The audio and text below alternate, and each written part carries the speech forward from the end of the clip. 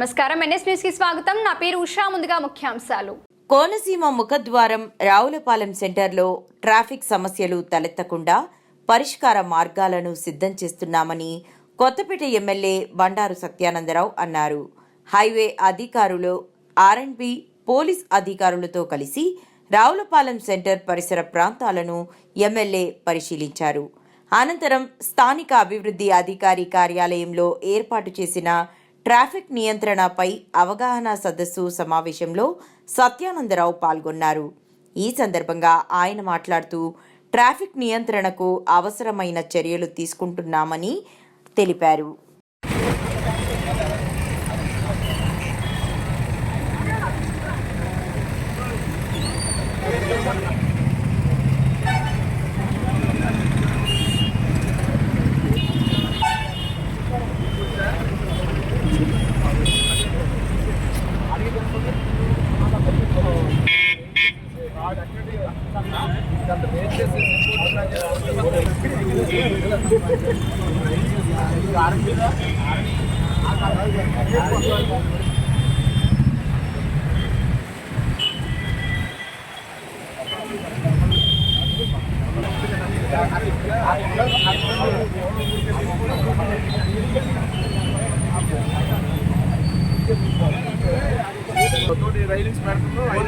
రాముది పెట్టేశారండి. రాముది పెట్టేసి సిమెంట్ ఉండదు. దీన్ని కూడా రెక్టిఫై చేయాలి కొంచెం. ఎప్పుడు కూడా కాదు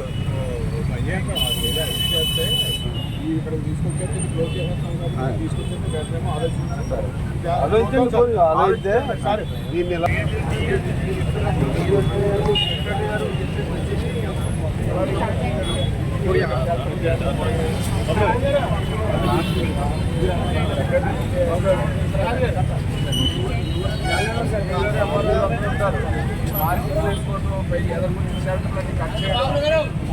పంచాయతీరాజ్లో ఎక్కడైనా ఓడిగా ఉన్నా కూడా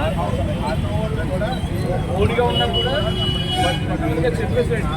మన గైడ్లైన్స్ ప్రకారం కోఆపరేట్ చేయమని మనం ఎక్కడైనా ఒక ఓన్ సైడ్ ఎదురుకు వచ్చాయినా ఎదర్ షెల్టర్ కట్ అవ్వాలి, కట్ అవ్వాలి, డిఫరెన్స్ కట్టపడాలి. డివైడ్ చట్టాలు కూడా చేసుకోవాలి.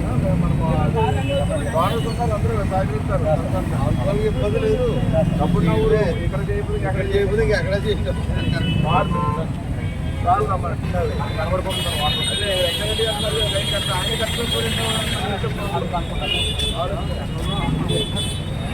అంటే ఇందాక నేను చెప్పినట్టుగా ట్రాఫిక్ సింపుల్గా రెగ్యులేట్ చేయాలి. ట్రాఫిక్ ఇబ్బంది లేకుండా చేయాలి. అది అందరూ సహకరించాలి.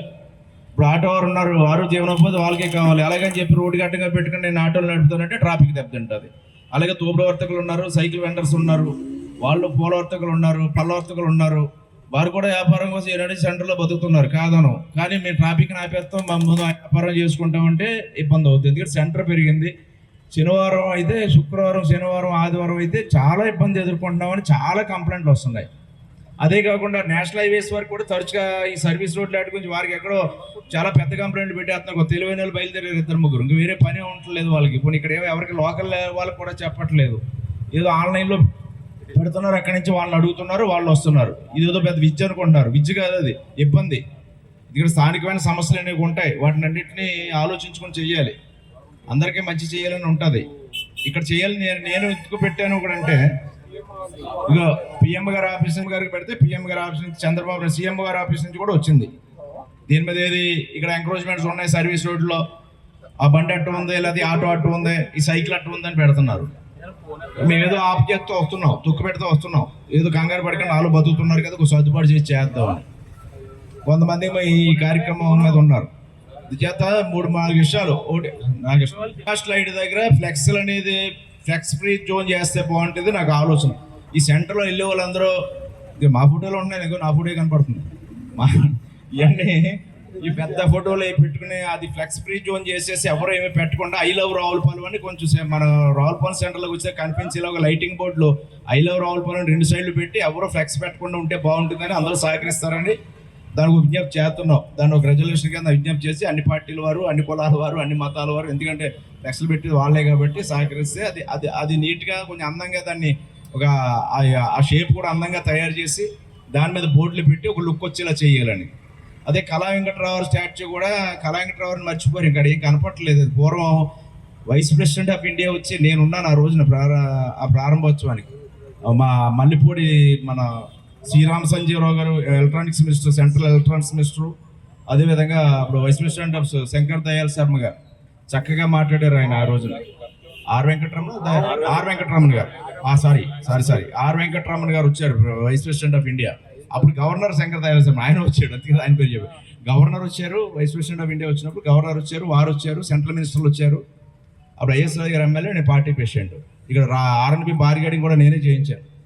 అంటే ఎవరో చేయనట్టుంటే అప్పుడు రాత్రి బార్గెనింగ్ కూడా చేయించాను.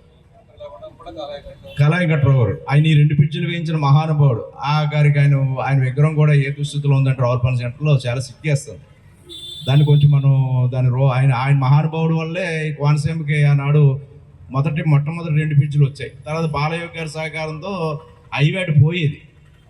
ఆ వేళ నేను ఫస్ట్ కూడా నాకే తెలిసింది.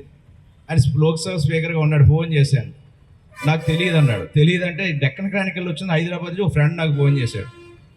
ఫోన్ చేస్తే వెంటనే నేను బాలయ్య గారు కొడితే నాకు తెలియదు అన్నాడు. అయితే నాకు ఆ పేపర్ పంపించాడు. కొత్తపేట పంపించి అదకమంటే అక్కడ డెక్కన్ క్రానికల్ దొరకలేదు, దొరికింది రావులపాలెం ఎక్కడ. దొరికితే చూస్తే మళ్ళీ ఆయన ఫ్యాక్స్ తెప్పించాను. అప్పుడు ఫ్యాక్స్లో ఉన్నాయి, ఇవన్నీ ఏం లేవు, మెయిల్లోని ఇవన్నీ ఏమి లేవు. 97, 98 సమీపంలో. అప్పుడు 2001లో శంకుస్థాపన చేసాం, కానీ ఇష్యూ జరిగింది, అది డైవర్ట్ అయిపోయింది, తీసేశారు. అది డీసీలో ఫ్రంట్ పేజ్లో వచ్చింది. అవునండి ఐడియా. అది అక్కడ పంపించాం, ఆ ఫ్లాక్స్ పంపిందో అప్పుడు దాని మీద ఆయన కూర్చుని అక్కడ లోక్సభ స్పీకర్ హోదాలో ఉన్నాడు కాబట్టి పట్టమని కుదరదు, నా కాన్స్టిట్యున్సీ నాకు ఇలా ఉండాలన్నాడు. అది పెండింగ్లో పడిపోయింది, మంది ఓకే అయిపోయింది. ఆ పుణ్యం తర్వాత ఈ 2 పిక్చర్లు వచ్చాయి, కొత్త పిక్చర్లు 2 కూడా హైవే అయిందంటే. అంటే ఒక్కొక్క ఇన్సిడెంట్, చిన్న ఇన్సిడెంట్, అది ఎవరికీ తెలియకపోవచ్చు. అది బాలయ్య గారి కృషి వల్ల 2 పిక్చర్లు వచ్చాయి. కళా వెంకట్రావు గారి మహానుభావుడు వల్ల మొట్టమొదటి 2 పిక్చర్లు వచ్చాయి. ఇప్పుడు దాన్ని బ్రిడ్జిలు కట్టుకున్నాం, సెంటర్ డెవలప్ అయింది. రావులపాలెం సెంటర్ అప్పటి నుంచే డెవలప్ అయింది. దీని ఇంకా మనం డెవలప్ చేసుకోవాల్సిన అవసరం ఉంది. చేత ఇప్పుడు కళా వెంకట్రావు గారికి పేరు ఉండిపోయేలా చేయాలి. అది కూడా ఐలాండ్ బాగా తయారు చేసి దాన్ని ఏ రకంగా చేస్తే బాగుంటుందో కొంచెం అందంగా ఫ్లెక్స్లు అలాగే పెట్టారు. బాల సత్యనారాయణమూర్తి గారు దీని కమిటీ చైర్మన్, కోసూరు రామకృష్ణరాజు గారు ఒక మెంబరు. వాళ్ళందరూ గతించారు, కాలం చేశారు పెద్దవాళ్ళు. వాళ్ళ హయాంలో పెట్టింది అది. అది కొంచెం అందంగా తయారు చేయాలి. అక్కడ కూడా ఫ్లెక్స్లు అయి పెట్టకుండా ఈ రైలింగ్స్ కూడా స్టీల్ రైలింగ్ కూడా పెద్ద పెంచి చేయాలి. తర్వాత ఈ యొక్క డివైడర్స్ ఉన్నాయి, డివైడర్లో కూడా కట్టింగ్లు ఎక్కువైపోయినాయి, వాటి మీద కూడా ఆలోచన చేయాలి. అవసరమైతే ట్రాఫిక్ రెగ్యులేషన్ ఎక్కడ ఇబ్బందులు ఉన్నాయో చూసి అది కొంచెం నీట్గా చెత్త చెదారు అంటించేస్తున్నారు పోస్టర్స్ అయ్యి. దాన్ని కలరింగ్ చేసి నోబెల్స్ ఏం అంటించకుండా చేసి మొక్కలు అవి వేసి ఒక మంచి అందంగా ఈ డివైడర్ ఈ యొక్క రింగ్ రోడ్లో చేయాలి. అదే మన కోనసీమ ముఖద్వారాన్ని కూడా చక్కగా కలరింగ్ వేసి దానికి లైట్లు అవి పెట్టి కోనసీమ ముఖద్వారం అందేలాగా చక్కగా దాన్ని ఈ రావులపాలెం సెంటర్కి వచ్చి ఇటు చూసినా అటు చూసినా కొంచెం అందంగా కనిపించేలాగా మనం తయారు చేసుకోవాలి. ఈ పక్క కూడా వాడపల్లి శ్రీ వెంకటేశ్వర స్వామి వారి యొక్క ఈ పక్క సేమ్ అది ఎలా వచ్చిందో అలాగే ఈ పక్క కూడా పెద్ద ముఖద్వారం వస్తుంది వాడపల్లి వెంకటేశ్వర స్వామి పేరు మీద. అది కూడా డోనర్ని కూడా మాట్లాడాం, అక్కడ సిఎంఆర్ఓలతో మాట్లాడాం. ఈ ఫెస్టివల్ 8 వెళ్ళిన తర్వాత డీసీ వెళ్తాడు, ఎండోమెంట్ డీసీ గారు వెళ్ళి మాట్లాడిన తర్వాత వాళ్ళు సొంతంగా కడతానంటున్నారు. ఇక్కడ ముఖద్వారం కూడా పెద్దదే, 2 వైపుల రోడ్లకి సరిపడేగా పెద్ద ముఖద్వారం వెంకటేశ్వర స్వామి వారి ముఖద్వారం ఇక్కడ ఏర్పాటు అవుతుంది. ఈ విధంగా సెంట్రల్ అసెంబ్లీ ఇప్పుడు ఈ సర్వీస్ రోడ్లు ఉన్నాయి. ఈ సర్వీస్ రోడ్లో ఏం చేస్తున్నామంటే ఎవరికాలే ఆయన వెళ్ళాడు నేను వెళ్తాను, నేను వెళ్తే ఆయన వచ్చాడు కదా ఇంకెందుకు నేను ఎందుకు వెనక తగ్గాలన్నట్టుగా ఎవరు కావాలి కొట్ల ముందు హై పెరములు వేసేస్తున్నారు, పెద్ద పెద్ద మెరకలు వేసేసి వాళ్ళ యొక్క కొట్టు దాటి ఒక 5 అడుగులు 10 అడుగులు 15 అడుగులు షెల్టర్లు వేసేస్తున్నారు. షెల్టర్లు వేసేసి వ్యాపారాలు కూడా పట్టుకొచ్చి ఎదరికి పెట్టేస్తున్నారు. వాళ్ళు షాప్ లేకుండా ఎదరికి వచ్చి పెట్టడం, మళ్ళీ దాని మీద మళ్ళీ ఈ కస్టమర్లు ఆగుతున్నారు. ఈ కస్టమర్లు ఆగేటప్పటికి అదొక ఇబ్బంది. దానికి తోడు మళ్ళీ రైలింగ్ పక్కనప్పుడు వ్యాపారస్తులు ఏదో చిన్న వ్యాపారస్తులు, బతుకుతూరు వ్యాపారస్తులు సైకిల్లో టోపుడు బళ్ళు అవి ఇవి పెట్టుకుంటున్నారు. వాటి ఇబ్బంది అయితే ఈ ఇబ్బంది అయితే టోటల్ ట్రాఫిక్ అనేది లేకుండా సర్వీస్ రోడ్డు ఇబ్బందిగా తయారైంది.